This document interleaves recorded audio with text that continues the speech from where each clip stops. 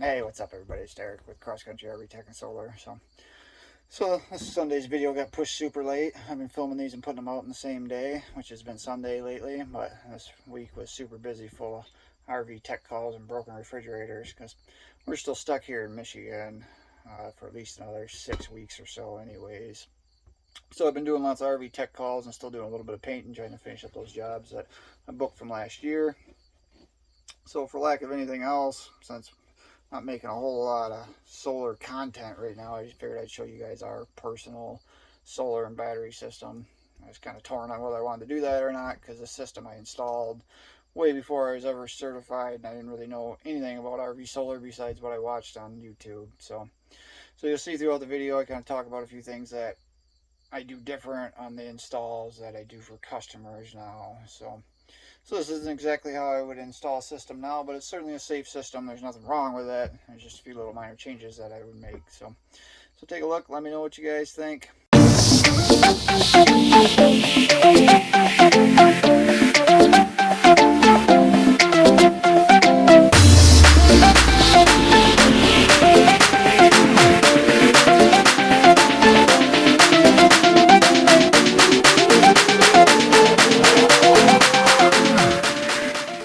Alright guys, we're up here on the roof of our RV. Starting to get dark, so I'm going to try to run through this quick. You can see the light came on there. So we got 675 watt panels made by Newpowa.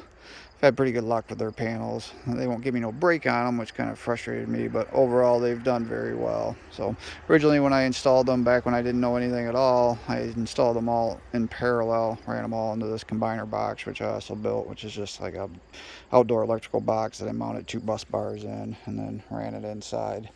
Recently I went and rewired them all in a series parallel configuration, and it has been producing much better results than the way I had them before. So I got these two here hooked together in series, this one in the front and the one in the back hooked together, and then these two over here hooked together, since they're both, all those panels are kind of tilted the same. That's why I did them that way. And then I run those 3 sets together in parallel into this box.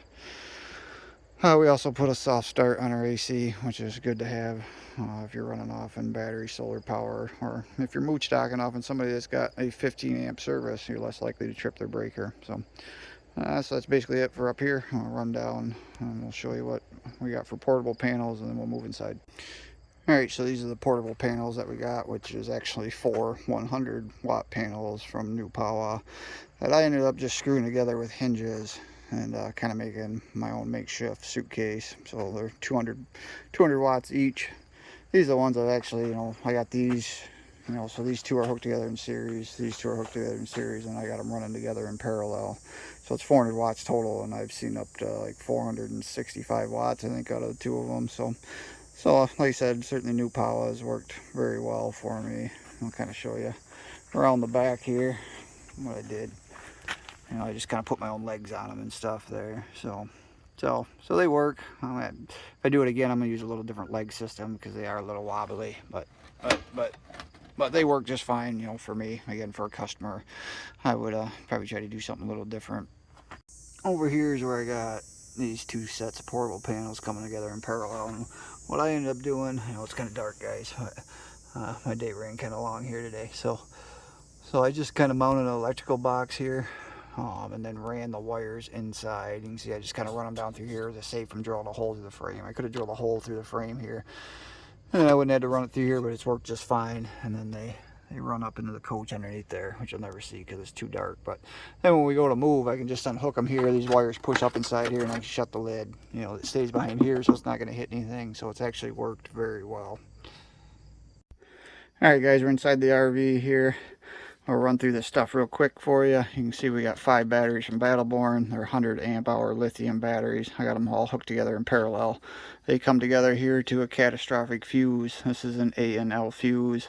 I don't use that on my installs anymore. I use a Class T fuse. That's certainly a better way to go. But back when I didn't know anything, and I just called Battleborn saying I needed a package from them. That was part of the package that they sold me.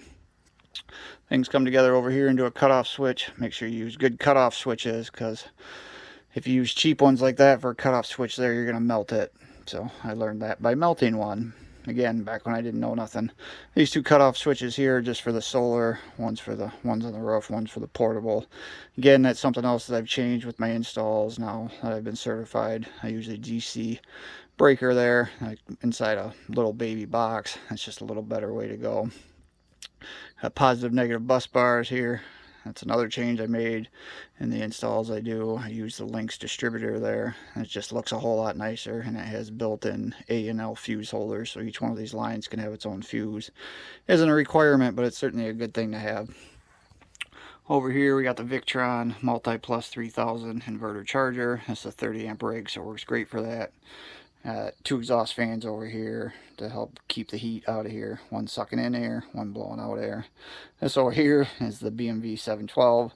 It's about the dumbest spot to put it, and I'll tell you that right now, but I just wish I wouldn't installed it at all. I wish I would have just laid it down in there, because I don't ever feel like I need to look at that anyways. I just see everything on my phone.